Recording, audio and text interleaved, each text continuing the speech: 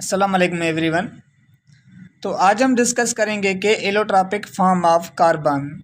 Allotropic form of carbon में से carbon के 3 एलोट्रॉपिक फॉर्म होते हैं। एक डायमंड, ग्रेफाइट और दूसरा हमारे पास होता है बकीबाल्स। वैसे तो अगर हम देखें तो एलोट्रॉपिक फॉर्म ऑफ कार्बन में हमारे पास 2 टाइप्स हैं। एक क्रिस्टलाइन फॉर्म जो हमारे पास होते हैं, दूसरे हमारे पास एमॉर्फस फॉर्म में जो होते हैं। प्रीवियस में हमने डिस्कस किया था कि एलोट्रॉपी होती क्या है। तो एलोट्रॉपी का मतलब होता है कि कोई भी एक एलिमेंट एग्जिस्ट करे मोर देन वन फॉर्म में, हम उसको क्या कहते हैं, एलोट्रॉपिक फॉर्म कहते हैं। तो एक हमारे पास क्रिस्टलाइन, दूसरे हमारे पास होते हैं एमॉर्फस फॉर्म। क्रिस्टलाइन फॉर्म में हमारे पास डायमंड और ग्रेफाइट आ जाता है, और जो हमारे पास एमॉर्फस फॉर्म होता है एलोट्रॉपिक फॉर्म कार्बन का, उसमें एक चारकोल आ गया, कोल हमारे पास हो गया, और दूसरे हमारे पास बकीबाल्स आ गए। अब देखें कि डायमंड क्या होता है, डायमंड्स की प्रॉपर्टीज़ कौन सी हैं, कि डायमंड के हिसाब से कौन से एमसीक्यूज आ सकते हैं, और डायमंड के स्ट्रक्चर के हिसाब से मोस्टली क्वेश्चंस आते हैं। पहले देखें कि हमारे पास प्रॉपर्टीज़ ऑफ डायमंड में देखें तो डायमंड्स जो हमारे पास डायमंड होता है, वो डायमंड हमारे पास क्या होता है कि crystalline form of carbon. First properties हमारे पास क्या होती है कि डायमंड हमारे पास क्रिस्टलाइन फॉर्म ऑफ कार्बन होता है। मैंने पहले ही आपको बताया कि एक एमॉर्फस फॉर्म में, एक हमारे पास क्या होता है कि क्रिस्टलाइन फॉर्म में होता है। तो सेकंड, इसकी मेन प्रॉपर्टीज हमारे पास कौन सी होती है कि डायमंड जो हमारे पास होता है वो हमारे पास it is hardest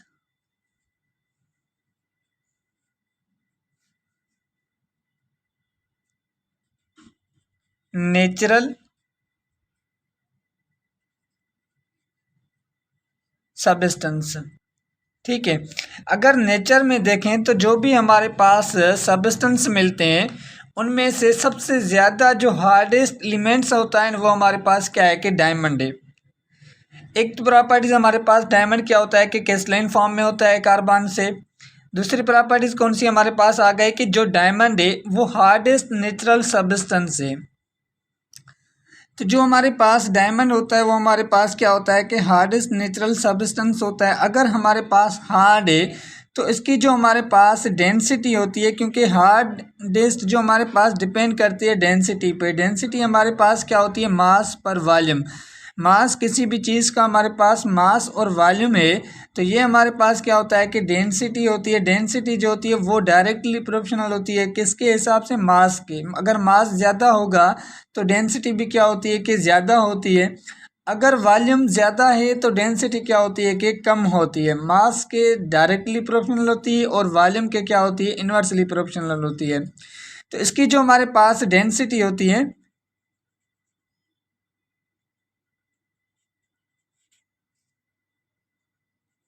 it is density in 3.51 gram centimetre cube. ठीक है, ये इसका क्या होता है कि ऐसा यूनिट होता है डेंसिटी का। वो कैसे निकलता है कि हमने पहले ही देखा है कि हमारे पास डेंसिटी हमारे पास क्या है, मास पर वॉल्यूम। मास का यूनिट हमारे पास क्या होता है कि हमारे पास ग्राम होता है या किलोग्राम होता है। अगर हमारे पास वो डिपेंड करता है कि क्वांटिटी ऑफ सब्सटेंस पे। और वॉल्यूम का यूनिट कौन सा होता है कि हमारे पास सेंटीमीटर क्यूब होता है। तो इसके हिसाब से हमारे पास ग्राम पर सेंटीमीटर क्यूब क्या होता है कि डेंसिटी का ऐसा यूनिट होता है। तो डायमंड की जो डेंसिटी होती है वो 3.51 हमारे पास ग्राम पर सेंटीमीटर क्यूब होती है। और जो हमारे पास होता है, एक होता है रिफ्रैक्टिव इंडेक्स। जो हमारे पास डायमंड का रिफ्रैक्टिव इंडेक्स होता है, it is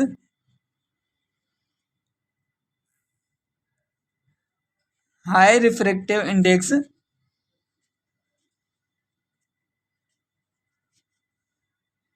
refractive index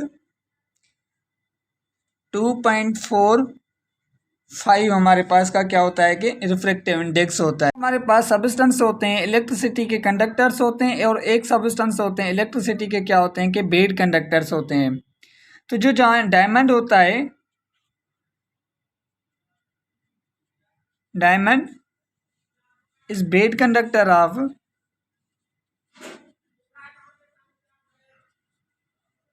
bed conductor of heat and electricity. ठीक है, इसका रीज़न हमारे पास क्या होता है कि डायमंड जो है वो bed conductor of heat and electricity क्यों है। अगर आप स्ट्रक्चर देखेंगे, स्ट्रक्चर में आगे शो करता हूँ कि डायमंड का कि स्ट्रक्चर में क्या होता है ना कि जो कार्बन के बॉन्डिंग इलेक्ट्रॉन्स होते हैं वो क्या होते हैं कि हमारे पास पेयर्स लोकलाइज्ड फॉर्म में होते हैं। मतलब कि कार्बन टू कार्बन में जो बॉन्डिंग इलेक्ट्रॉन्स होते हैं वो क्या होते हैं कि पेयर्स फॉर्म में होते हैं। इस वजह से वो क्या होता है कि हमारे पास डायमंड जो होता है वो bed conductor of heat and electricity के होता है। ठीक है, उसके बाद हम देखें जो कार्बन जो डायमंड है, एक तो हमारे पास पता चल गया कि हमारे पास बेड कंडक्टर है और हमारे पास क्या है कि हीट और इलेक्ट्रिसिटी का। तो इसकी जो हमारे पास मेल्टिंग पॉइंट होती है डायमंड की, मेल्टिंग पॉइंट, और एक हमारे पास होती है बॉइलिंग पॉइंट। मेल्टिंग पॉइंट का मतलब होता है कि सॉलिड अगर हमारे पास ऐसे टेम्परेचर पे लिक्विड फॉर्म में कन्वर्ट हो जाए, वो फॉर्म हमारे पास क्या कहलाता है कि मेल्टिंग पॉइंट कहलाती है। तो डायमंड को मेल्ट करके हम क्या करते हैं कि सॉफ्ट फॉर्म में कन्वर्ट करते हैं, उसके बाद हम इसको क्या करते हैं शेप चेंज वगैरह कर सकते हैं। तो इसकी जो मेल्टिंग पॉइंट होती है वो हमारे पास क्या होती है कि 3500 हमारे पास सेंटीग्रेड इसकी क्या होती है कि मेल्टिंग पॉइंट्स होती है। अगर हम देखें कि स्ट्रक्चर के हिसाब से कौन सी पॉइंट्स होती हैं, कौन से एमसीक्यूज निकल सकते हैं, फर्स्ट हमारे पास ये निकल सकता है कि जो डायमंड है, डायमंड में कार्बन एटम्स जो होते हैं, कार्बन एटम्स जो होते हैं उनमें क्या होता है कि कार्बन टू कार्बन बॉन्ड होता है। तो जो कार्बन टू कार्बन एटम्स में बॉन्ड होता है तो उनके बीच में जो हमारे पास हाइब्रिडाइजेशन होती है वो हमारे पास हाइब्रिडाइजेशन कौन सी होती है, sp3 हाइब्रिडाइजेशन होती है। ठीक है, ये भी आपसे एमसीक्यू पूछा सकता है कि डायमंड में कार्बन टू कार्बन में कौन सी हाइब्रिडाइजेशन से, तो वो हाइब्रिडाइजेशन हमारे पास कौन सी होती है कि sp3 हाइब्रिडाइजेशन से। अगर कार्बन टू कार्बन में sp3 हाइब्रिडाइजेशन से, तो इसका जो स्ट्रक्चर होता है वो स्ट्रक्चर कौन सा होता है कि टेट्राहेड्रल स्ट्रक्चर होता है, टेट्राहेड्रल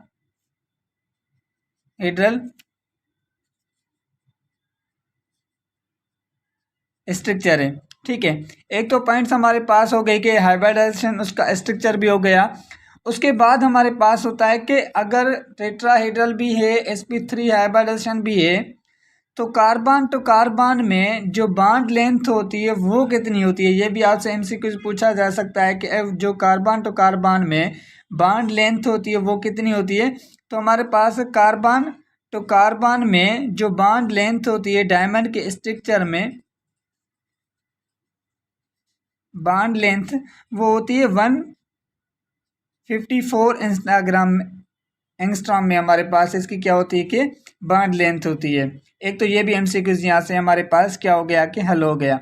दूसरी बात के जो कार्बन है बॉन्ड लेंथ तो हमें पता चल गया, लेकिन उनकी जो बॉन्ड एनर्जी होती है वो भी आपसे पूछ सकते हैं कि डायमंड में कार्बन टू कार्बन में बॉन्ड एनर्जी जो होती है वो कितनी होती है। तो इनके बीच में जो बॉन्ड एनर्जी होती है, बॉन्ड एनर्जी वो हमारे पास होती है 347 हमारे पास किलो जूल पर मोल हमारे पास इनमें क्या होती है कि बॉन्ड एनर्जी होती है। ठीक है, ये भी आपको इंफॉर्मेशन यहाँ से आ गई। कितनी पॉइंट्स हमें पता चल गई कि डायमंड हमारे पास क्रिस्टलाइन फॉर्म में होता है। ठीक है, वो हमारे पास हार्डेस्ट नेचुरल सब्सटेंस है, सबसे ज़्यादा जो भी नेचुरल सब्सटेंस है उनमें हमारे पास डायमंड क्या होता है कि हार्डेस्ट नेचुरल सब्सटेंस होता है। उसकी डेंसिटी जो होती है, अगर हार्ड है तो उसकी डेंसिटी जो होती है हमारे पास 3.51 ग्राम पर सेंटीमीटर क्यूब होती है। इसका ये हमारे पास क्या होता है कि हाई रिफ्लेक्टिव इंडेक्स होता है जिसका वैल्यू हमारे पास 2.45 हमारे पास है। डायमंड हमारे पास bad conductor of heat and electricity है। रीज़न भी मैंने बताया कि कार्बन टू कार्बन में बॉन्ड पेयर्स इलेक्ट्रॉन्स लोकलाइज होते हैं, जिसकी वजह से वो क्या होता है कि हमारे पास बेड कंडक्टर्स होता है। थर्ड हमारे पास क्या होगी कि इसकी मेल्टिंग पॉइंट होगी, स्ट्रक्चर के हिसाब से हमारे पास इंफॉर्मेशन हो गई। अब देखें एक और हमारे पास यहाँ पे पॉइंट्स रह गई, कौन सी बॉन्ड पॉइंट्स रहेगी कि जो हमारे पास डायमंड्स होता है। ठीक है, डायमंड का अगर आप कलर देखें तो डायमंड हमारे पास क्या होता है कि कलरलेस होता है। अगर हमारे पास प्योर डायमंड है, प्योर डायमंड हमारे पास क्या होता है कि कलरलेस हमारे पास होता है। लेकिन अगर उस डायमंड में कुछ इम्प्योरिटीज़ क्या है कि प्रेजेंट हैं, अगर इस डायमंड में इम्प्योरिटीज़ क्या है कि प्रेजेंट हैं, तो इसका क्या होता है कि कलर चेंज हो जाता है। कौन सा कलर चेंज हो जाता है कि इसमें हमारे पास डिफरेंट क्या होते हैं कि कलर्स होते हैं। जब हमारे पास इसमें क्या होते हैं कि इम्प्योरिटीज़ होती हैं, तो हमारे पास डायमंड जो होता है वो ब्लू कलर का भी होता है, इसका ब्लू कलर भी हमारे पास शो करता है। और दूसरी बात कि इसका कलर जो होता है वो ग्रीन कलर का भी हमारे पास क्या करता है कि शो करता है, ठीक है, ग्रीन में। और हमारे पास ये येलो कलर भी क्या करता है कि शो करता है। और यही डायमंड्स हमारे पास रेड कलर में भी क्या होता है कि शो करता है, ठीक है। दूसरी बात कि अगर हमारे पास डायमंड जो है वो रेड या हमारे पास क्या है कि ब्लैक कलर में हमारे पास क्या है कि है, तो जो ब्लैक डायमंड्स होता है ना, उसका हमारे पास एक और नेम होता है, जो हमारे पास निकनेम जैसे हमारे पास होते हैं, हमारे पास वो कौन सा होता है कि बार्ट एंड कार्बेंडो, ठीक है। रेड या हमारे पास ब्लैक कलर का अगर डायमंड है तो उसको हम क्या कहते हैं कि बार्ट एंड कार्बेंडो कहते हैं, उसका नेम हमारे पास ही होता है। और यही हमारे पास जो यूज़ होता है वो हमारे पास रॉक्स के लिए, बोरिंग रॉक्स के लिए हमारे पास यूज़ होता है। रीज़न हमारे पास क्या है कि हमारे पास they are not suitable as a gem, stones के लिए हमारे पास क्या होता है कि ये सुइटेबल नहीं होता है, इसलिए हमारे पास इसी डायमंड को जो बाहर जो हमारे पास ब्लैक डायमंड्स होता है इसको हम क्या कहते हैं कि कोहिनूर भी हम इसको कहते हैं। इसका नेम हमारे पास क्या होता है, कोहिनूर हमारे पास का नेम होता है। इसमें कुछ और पॉइंट्स हमारे पास हैं तो नहीं, एमसीक्यू के हिसाब से दूसरी हमारे पास में पॉइंट रहती है कि जो हमारे पास डायमंड्स होता है ना, डायमंड हमारे पास प्योर डायमंड क्या होता है कि ट्रांसपेरेंट होता है। और इसी वजह से हमारे पास प्योर डायमंड ट्रांसपेरेंट की वजह से हम इसको क्या करते हैं कि एक्सरेज में यूज़ करते हैं एज अ डिस्टिंक्शन करने के लिए, हमारे पास इमिशंस करने के लिए हमारे पास इसमें को क्या करते हैं कि डायमंड को यूज़ करते हैं। क्योंकि हमारे पास प्योर डायमंड कलरलेस की होने की वजह से हमारे पास ये क्या होता है, ट्रांसपेरेंट होता है, तो इसको हम एक्सरेज में भी क्या करते हैं कि यूज़ करते हैं, ठीक है, डिस्टिंक्शन करने के लिए, इमिशंस करने के लिए। ये भी पॉइंट्स आपकी यहाँ से आ गए।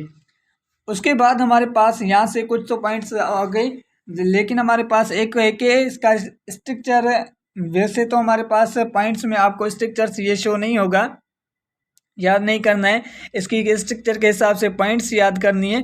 लेकिन मैं कोशिश करता हूँ कि इसका स्ट्रक्चर यहाँ पे बनाऊँ, अगर बन जाता है तो मैं बनाने की कोशिश करता हूँ। तो इसका स्ट्रक्चर जो हमारे पास होता है, दो स्ट्रक्चर्स होते हैं, एक हमारे पास बेसिक टेट्राहेड्रल यूनिट जो हमारे पास शेप होता है, दूसरा हमारे पास होता है कि क्यूबिक यूनिट सेल जो हमारे पास ऑफ डायमंड्स होता है।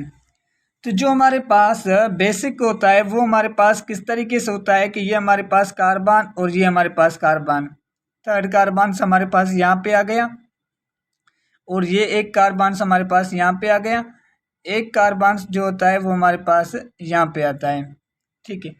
अब जो इसका स्ट्रक्चर है, एक तो हमारे पास 5 कार्बन्स हो गए। अब ये कार्बन तो कार्बन इसके साथ बॉन्ड बनाता है, ये कार्बन्स जो होता है वो हमारे पास बॉन्ड बनाता है किसके साथ, इस कार्बन के साथ बॉन्ड बनाता है, टेट्राहाइड्रल है ना। तो टेट्राहाइड्रल का मतलब कि हमारे पास इस ये कार्बन्स क्या बनाएंगे, 3 बॉन्ड्स बनाएंगे, ठीक है। यही कार्बन्स क्या करता है, इस कार्बन के साथ भी बॉन्ड बनाता है, 3 बॉन्ड्स हो गए हमारे पास।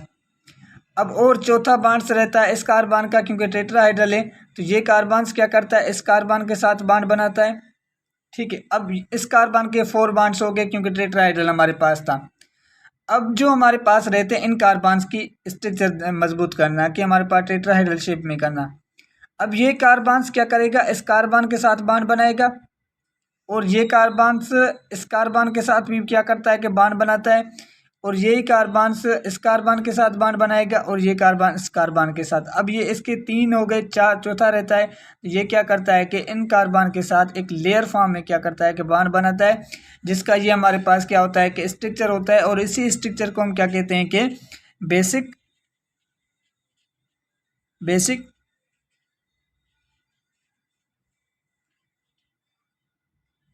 यूनिट और हमारे पास टेट्राहेड्रल स्ट्रक्चर इसका हो गया। ठीक है, दूसरी बात कि इसी का हमारे पास क्या होता है कि क्यूबिक यूनिट सेल में भी क्या होता है, स्ट्रक्चर होता है। वो तो ज़्यादा टफ है, लेकिन मैं कोशिश करता हूँ यहाँ पे वो भी बनाऊँ कि यहाँ पे हमारे पास क्या होता है कि एक हम शो करते हैं कि दो पेंट को रेड और ब्लैक को शो करते हैं। ठीक है, एक हमारे पास ये क्या है कि कार्बन एटम है। ठीक है, और दूसरा हमारे पास कौन सा है कि ये यहाँ पे कार्बन एटम है। पेन नहीं लिख रही, लेकिन छोड़ें, एक ही कलर शो करते हैं हम। ठीक है, ये कार्बन से हमारे पास एटम हो गया। अब इसमें क्या होता है कि ये कार्बन इस कार्बन के साथ क्या करेगा, बॉन्ड बनाएगा।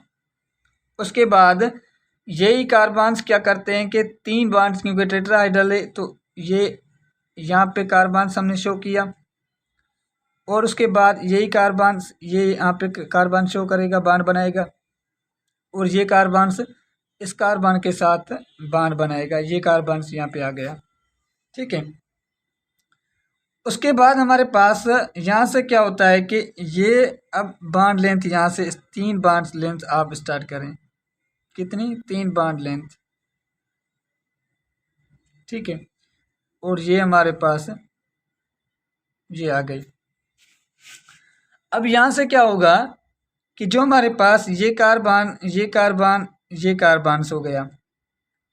अब ये कार्बन्स यहाँ पे हमारे पास तीन बॉन्ड बनाएगा।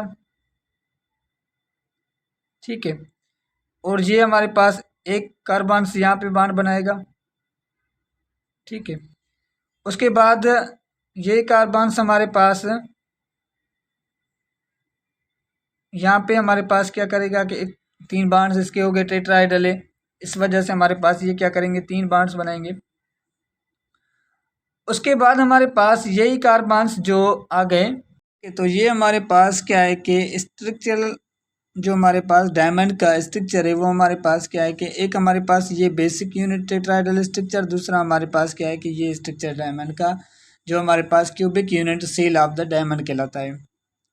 अब इसमें हमारे पास क्या होता है कि जो ये कार्बन है ना, कि हमारे पास ये कार्बन और ये कार्बन्स, ठीक है, इन कार्बन्स में हमारे पास 154 की हमारे पास 154 पिकोमीटर का हमारे पास क्या होता है कि इनमें बॉन्ड लेंथ जो होती है। दूसरी बात के इनमें जो हमारे पास है कि 109 पॉइंट हमारे पास 5 क्या होती है कि हमारे पास एंगल्स होती है। और ये कार्बन्स जो हमारे पास ये कार्बन्स हमारे पास क्या होता है कि sp3 हमारे पास हाइब्रिडाइजेशन में होती है। तो ये हमारे पास स्ट्रक्चर के हिसाब से जो इन्फॉर्मेशन थी, जो स्ट्रक्चर मुझसे बन पाया वो मैंने बनाया है। अब इसमें और कोई पॉइंट्स नहीं रहती डायमंड के हिसाब से। जो भी MCQs आएंगे आप आई होप कि आप सही तरीके से हो जाएंगे आपके हल, क्योंकि जो भी इंफॉर्मेशन इसके हिसाब से डायमंड के हिसाब से होती है वो सारी इंफॉर्मेशन से यहाँ पे हमने सवाल की हल किए। इसके हिसाब से कोई भी ऐसा MCQs नहीं जो आप इस जो टॉपिक के हिसाब से बाहर निकले। सब MCQ इसमें से पूछे जाते हैं कि इसके डेंसिटी, इसकी प्रॉपर्टीज़ के हिसाब से, इसकी मेल्टिंग पॉइंट, बॉइलिंग पॉइंट हो गई, या स्ट्रक्चर के हिसाब से एंगल्स हो गई, या इसकी बॉन्ड लेंथ हो गई, बॉन्ड एनर्जी हो गई, सब इसी में से पूछे जाते हैं। तो इंशाल्लाह हम अगले लेक्चर में डिस्कस करेंगे कि हमारे पास ग्रेफाइट को हम डिस्कस करेंगे, ग्रेफाइट का स्ट्रक्चर, ग्रेफाइट